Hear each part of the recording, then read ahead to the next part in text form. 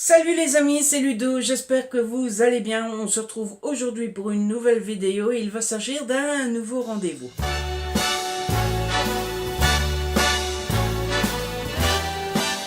Et oui, vous l'avez vu dans le titre qui vient de passer, on va parler BD. En fait, c'est un update lecture BD. Ça fait très longtemps sur la chaîne que j'avais envie de vous parler de bande dessinée. Le seul problème, c'est que je me demandais toujours si ça allait vous plaire. Et surtout, j'en lis pas des masses, des masses. Voilà, quand j'en lis, c'est des Astérix, du Cobu, etc. Mais ça n'a pas beaucoup d'intérêt pour vous. Du coup, j'hésitais tout le temps, etc. Et là, ben, j'ai reçu 4 BD en service presse. Donc non seulement je suis obligé de vous en parler, mais en plus je me suis dit, bah voilà, c'est l'occasion que j'attendais pour installer un nouveau rendez-vous. Alors évidemment, ça sera très très rare ce rendez-vous, puisque je n'en ferai peut-être que 2 ou 3 dans l'année, mais j'espère que ça vous plaira et j'ai décidé de les poster le dimanche parce que je trouve que voilà, des BD pour le dimanche, ça va bien. En plus, j'ai appelé ce rendez-vous BD comme pour un bon dimanche. Donc voilà. J'espère que ça vous plaira. La première BD dont je vais vous parler, c'est Quand ça va, quand ça va pas. Leur corps expliqué aux enfants et aux parents. C'est par le docteur Michel. C'est par le docteur Michel Simès, qu'on connaît tous, hein, c'est celui de la télé. Et les illustrations sont par Laure Monloubou. Et c'est aux éditions Clochette. Alors, l'idée de cette BD, bah, c'est mis dans le titre, c'est d'expliquer aux enfants comment se passe le corps humain et qu'est-ce qui se passe dans notre corps. Le docteur Michel Simès nous explique que l'idée de cette BD lui est venue grâce à son fils de 5 ans. Alors son fils à l'école, tout le monde le chambre en disant «Oui, ton papa c'est le docteur de la télé, etc.» Et il s'est rendu compte que son gosse ben, n'arrêtait pas de se palper, d'essayer de se découvrir, etc. Et il s'est senti investi d'une mission, c'est d'expliquer à son garçon comment marche son corps. Et il s'est dit, bah, pourquoi pas faire une BD. Voilà, c'est de là qu'est venue l'idée de cette BD. Moi, j'ai beaucoup, beaucoup aimé, je la trouve très intéressante. Alors, forcément, c'est fait pour les enfants, mais je pense qu'en tant qu'adulte, on peut en apprendre beaucoup aussi. Du coup, j'ai pris beaucoup de plaisir avec cette BD. Alors, conseil, je pense que c'est fait pour les enfants, mais je pense que vaut mieux faire découvrir cette BD à l'enfant en étant à côté de lui. Parce que ça a beau être fait pour les enfants, il y a quand même des termes assez compliqués. Et même si les termes les plus compliqués sont à la fin dans un lexique, déjà il y a d'autres termes qui ne sont pas expliqués, mais qui à mon avis un gamin ne comprendrait pas. Et en plus, les termes qui sont expliqués dans le lexique, ben, même l'explication n'est pas super simple pour un gosse de 5 ans, il me semble. Je vais vous en prendre une hein, au hasard. Voilà, la mélanine est un pigment fabriqué par les cellules de la peau. Alors, je suis pas sûr qu'à 5 ans, on sache ce qu'est un pigment et ce qu'est une cellule, par exemple. Voilà. Donc, je pense que même si la cible est pour les enfants, je pense qu'il vaut mieux être accompagné d'un parent quand même. Alors, déjà, comment ça se présente? Ça se présente comme ceci. Alors, sur la page de gauche pour vous et de gauche en réalité, sur la page de gauche, vous avez à chaque fois le titre sur ce quoi on va s'intéresser, l'explication. Voilà, ici il vous explique raide, bouclé, crépus, beaucoup de mélanine, plus de mélanine. Voilà. Et en dessous, on vous explique la vie du cheveu. Voilà. Et puis en dessous, on a un petit texte qui explique à chaque fois une petite définition de l'organe à laquelle la page est consacrée. Et puis sur la page de droite, vous avez à chaque fois les maladies qui puissent arriver, avec à chaque fois une ligne ou deux d'explication et le dessin qui illustre le problème. Et en dessous, dans le petit carré ici, Michel Simès nous dit, quand on a ce problème-là, et qu'on va voir le médecin, qu'est-ce que le médecin va faire pour nous soigner. Voilà. Vous remarquerez, les dessins sont assez chouettes. Moi, je trouve que les traits sont un peu grossiers. Ça fait un peu grosse tête, etc. Je trouve que c'est pas très soigné. Mais voilà, peut-être que ça plaît aux plus petits. En tout cas, j'aime beaucoup les couleurs et alors les pages de l'album sont glacées mais à souhait et c'est super, super, super agréable. Donc voilà, je vais vous présenter deux, trois planches. Alors ici, on a les yeux. Alors comme l'autre fois, hein, un petit dessin, un petit schéma qui vous explique les yeux, etc. Le petit texte explicatif. Et sur la page de droite, les maladies qu'on peut avoir aux yeux. Donc ici, il nous explique que mon œil est rouge et il me démange. Un microbe est entré dans ton œil malgré les cils, la paupière et les larmes. Je louche, ou le bateau est flou, je ne le vois pas bien. Et toujours le petit texte, le petit carré où Michel Simès nous explique ce que le docteur va faire si tu n'es pas bien, si tu es malade. Voilà. Vous remarquerez, à chaque fois, il y a des petits mots avec un petit chiffre. Et c'est quand il y a le mot expliqué à la fin. Voilà, je vous en montre une dernière. Comme ça, on a fait le tour. On a les oreilles avec le petit dessin, le texte explicatif, les maladies et le qu'est-ce qu'il va faire docteur. Voilà. On a plus ou moins tous les organes du corps. Hein, on a même le sang, le cœur, les poumons, les muscles, la peau, les os, le zizi. Et puis, il y a même la douleur. Voilà, c'est pas un organe, la douleur, mais il nous explique ce qu'est la douleur. Toujours pour les petits garçons. Hein. Enfin, pour les petits enfants, parce que ça peut servir aux filles aussi. Il nous explique la température du corps. Et même le vaccin. Et même le vaccin et l'anesthésie. Et puis ça se termine, comme je vous l'ai montré tout à l'heure, avec le glossaire. Moi j'appelle ça un lexique, mais bon. Avec plusieurs mots que vous retrouverez dans la BD qui est expliquée. Donc voilà, je trouve que c'est une très très très belle BD, qu'elle vaut vraiment le coup. Surtout si vous avez des enfants. Après, si vous êtes adulte, vous pouvez toujours essayer, mais la cible, c'est quand même ceux qui ont des gosses. Et même moi, qui suis adulte, j'ai appris des choses. Je crois que je vais la conserver au cas où un jour j'ai des enfants. Ensuite, j'ai lu le tome 2 de Justice qui s'appelle Zéro Absolu. Alors, je vais regarder parce que je ne sais jamais. Le scénario et les dessins sont de JF, les couleurs de Davier et c'est d'après un roman de Renaud de Vrint. Voilà. Alors, c'est un tome 2. Vous vous souvenez peut-être, je vous avais présenté le premier tome il y a quelques mois maintenant. Et j'aime toujours autant cette BD. Pour moi, elle fait plus masculine, hein, c'est plus pour les petits garçons. Après, voilà, je suis bien conscient que tout le monde peut lire ce qu'il veut, mais pour moi, elle fait plus garçon.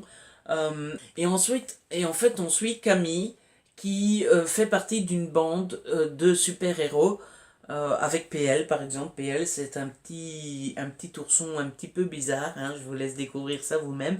Et en fait, il fait partie d'une bande de super-héros, mais super-héros un petit peu bras cassés, si vous voyez ce que je veux dire. Ils sont pas du tout doués, ils ont tous un petit super pouvoir, mais ils ne savent pas l'utiliser correctement. Voilà. Par exemple, il y en a un qui rebondit, mais une fois qu'il commence à rebondir, il rebondit, quoi. Il ne sait pas se contrôler, etc. Et puis de l'autre côté, on a une autre ligue de super-héros qui, eux, sont les beaux, les vrais super-héros, qui, eux, sauvent vraiment le monde. Et ils vont se retrouver tous les deux sur la même affaire. Ici, c'est le méchant qui veut faire croire qu'en fait, les super-héros, c'est eux les méchants. Voilà. Et pour ce faire, il déclenche une tempête. Il va faire croire que c'est Camille et ses amis qui ont déclenché la tempête. Voilà. je vais vous montrer quelques planches. Donc déjà, à l'ouverture, vous avez l'explication de tous les super-héros. Donc avec Camille, que vous avez là, et PL, ce sont mes deux préférés, si vous voulez tout savoir. Voilà. Je fais pas de favoritisme, mais je vous présenterai pas les autres. Voilà. Hein, les autres, voilà. Vous voyez, par exemple, ça, c'est les bras cassés. Hein, et ça, c'est les vrais super-héros. Voilà. Il faut dire, il a la classe. Hein. Notre petit Fireboy. Côté pages, elles sont pas aussi glacées que le docteur là, mais elles sont un petit peu, elles sont glacées mais avec un petit peu de grain quand même, comme ça. Je ne sais pas vous, mais moi j'aime beaucoup. Et côté couleurs, voilà, des couleurs assez vives, assez claires, en tout cas au début du roman, hein. Parce que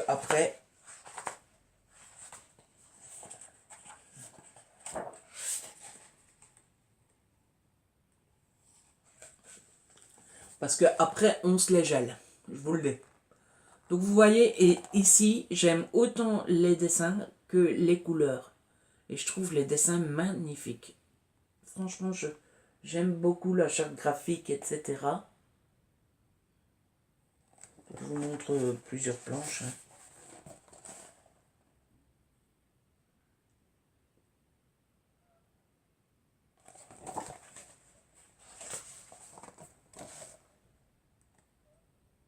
Voilà. Et ce que j'aime beaucoup dans cette BD, c'est que, évidemment, les super-héros, c'est quelque chose que tous les enfants aiment bien. Mais au lieu de toujours ressasser Batman, Superman, etc., etc., ici, on a des super-héros, mais pas du tout dans le bon sens du terme, et un petit peu pris à revers. Et c'est une idée que j'aime beaucoup. En plus, je trouve les personnages très attachants. Et on parle ici d'amitié parce qu'ils sont tous très liés entre eux, même s'ils chamaillent évidemment. Mais j'aime beaucoup leur amitié et ils ont tous un petit grain de folie que j'aime beaucoup, beaucoup. Et puis le méchant de l'histoire est assez marrant aussi, puisque vous verrez qu'il cache ses armes dans des trucs un petit peu spéciaux. Voilà, je ne vous en dis pas plus, mais je vous conseille très fortement cette série, c'est déjà le tome 2. Et j'ai pris autant de plaisir avec ce tome 2 qu'avec le tome 1. Et puis je suis trop content puisque le tome 3 est déjà annoncé. Il n'y a pas de date de sortie, mais j'ai vraiment hâte parce que c'est devenu une de mes sagas préférées en BD. Ensuite, pof, bravo. Ensuite, on va passer à une plus grande BD, hein, puisque c'est Lemmings de Chris et Besson. C'est le tome 1, L'Aurore boréale noire, et c'est aux éditions Kennes aussi. Alors ici, cette BD, pour moi, m'a fait l'effet d'une BD plus jeune que Justice. Voilà, je pense que ceux-là, c'est pour les tout petits. C'est avec des lemmings, regardez-moi ces petits bestioles. J'adore celui-là. Il est trop mignon, je trouve. Donc ici, c'est l'histoire de quoi? C'est l'histoire de lemmings, des petites bestioles qui vivent dans leur souterrain. Et de l'autre côté, on a les humains, hein, normal. Évidemment, les petits lemmings ne doivent pas sortir de leur galerie parce que le monde de dehors est un danger pour eux à tout niveau, à tout point de vue, avec les éboues, les chiens, les machins, les pidules et les humains. Et il va arriver une grande catastrophe qui pourrait bien ennuyer tout le monde. Et la seule chose qui pourrait empêcher cette catastrophe, c'est ce petit bout de pierre qui pétrifie tout le monde avec les lumières de la lune. Seulement les humains ne savent pas l'utiliser puisque les petits lemmings l'ont piqué. Évidemment, les lemmings, eux, ne savent pas que cette pierre est importante, ni ses pouvoirs. Au début, en tout cas. Donc voilà, c'est une BD que j'aime beaucoup et c'est une BD qui m'a laissé sur ma faim puisqu'elle ne finit pas. Il y a un à suivre et j'étais vraiment dégoûté quand j'ai vu ce à suivre parce que ça a beau être assez jeunesse, moi j'étais à fond dedans, hein. Je vous le dis, moi les Lemmings, c'est ma nouvelle vie, quoi. Vive les Lemmings. Côté dessin et couleurs, j'aime beaucoup aussi. C'est des couleurs assez chaudes comme ça. Voilà. Donc vous avez les humains, ça c'est les humains, et vous avez les petits Lemmings. Ça c'était une scène de nuit, il y a des scènes de jour évidemment. Ah, on va rester encore 2 secondes dans la nuit parce que j'ai vu un de mes personnages préférés passer. Voilà, il y a une petite... un petit book ici. Et en fait, il est complètement dérangé, ce book. Et il est très, très, très marrant. Puisqu'il il est un petit peu maboule, en fait. Et il ne reconnaît pas les animaux. Voilà. Il prend les lemmings pour des taupes, enfin des trucs comme ça. J'ai adoré. C'est l'un de mes personnages préférés de cette BD, après les lemmings, évidemment. Et voilà, je vais essayer de vous montrer une scène de jour. Il me semblait qu'il y avait des scènes de jour, j'en retrouve plus. Voilà, ça se passe en journée. Vous voyez, du coup, les couleurs sont un peu plus froides. Et c'est au moment où le Lemmings découvre que la pierre qui est incrustée est assez importante, avec le petit chien qui s'appelle Woff. Voilà. Franchement, je conseille cette BD aussi, elle est très très très chouette. Et je vous le dis, c'était pour les gamins, mais moi j'étais à fond dedans. Et vivement le tome 2, il n'est pas annoncé, mais l'attente va être longue parce que je veux la suite, je veux la suite, je veux la suite, vive la suite! Et enfin, la dernière BD que je vous présente, peut-être ma préférée, mon petit coup de cœur, c'est Shelton et Felter, le tome 1, La mort noire. C'est de Jacques Lamontagne et c'est toujours aux éditions Kennes. C'est la BD qui me paraît la plus adulte à moi. Alors dans cette BD, c'est quoi l'histoire? On va suivre Shelton qui est journaliste et Felter qui est libraire. Et ensemble, ils vont enquêter sur une série de meurtres. La BD commence comment?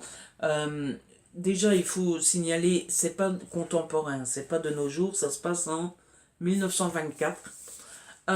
Et en fait, l'histoire va commencer comment? On retrouve un mort au milieu de la route, et les flics sont là, oui, mais qu'est-ce qui se passe? Enfin, ils comprennent pas trop qui est le mort, qu'est-ce qui s'est passé, etc.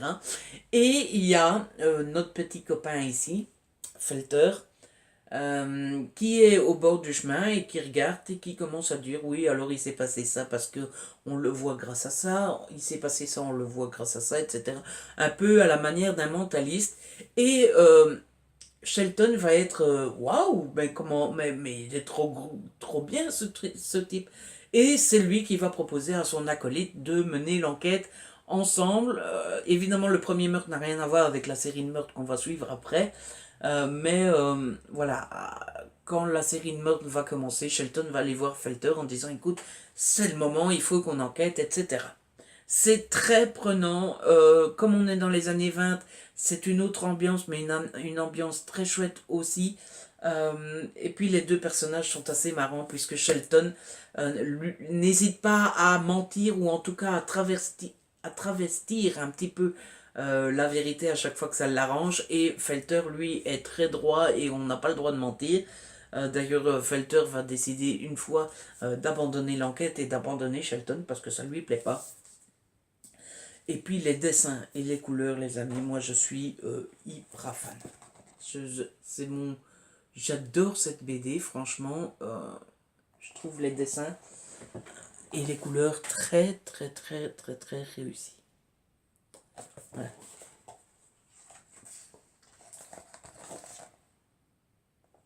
Avouez, c'est beau avec les voitures d'époque et tout. J'aime beaucoup, je vous la conseille, mais énormément. J'ai beaucoup aimé ce roman. Voilà. Et si ça vous intéresse, l'histoire policière, c'est donc une succession de meurtres. Et le meurtrier tue toute une série de personnes parce qu'il veut se venger de quelque chose qui s'est passé des années avant. Évidemment, c'est plus complexe que ça, mais voilà, en quelques mots, l'histoire de cette BD que je vous conseille très très très fortement. J'ai adoré et je peux vous promettre, c'est très très bien foutu. Voilà, je vous ai présenté les 4 BD que j'avais à vous présenter. Franchement, j'espère que je vous ai donné envie de les découvrir parce que ce sont 4 BD que j'ai vraiment beaucoup aimé. Ce sont des BD que j'avais demandé en partenariat et j'ai eu le nez creux parce qu'il n'y en a pas une que j'ai pas aimé, quoi. Franchement, les 4 sont très réussis. Donc voilà, je vous les conseille. J'espère que je vous en ai donné vraiment envie. C'est comme ça que cette vidéo se termine. J'espère qu'elle vous a plu. Si c'est le cas, n'hésitez pas à la partager, à la liker, laisser des commentaires, j'aime toujours autant vous lire. Et puis, si ce n'est pas encore fait, abonnez-vous. Qu'est-ce que vous attendez? C'est gratuit et ça fait plaisir. On se retrouve très vite pour une nouvelle vidéo. D'ici là, prenez soin de vous et de ceux que vous aimez. Ciao.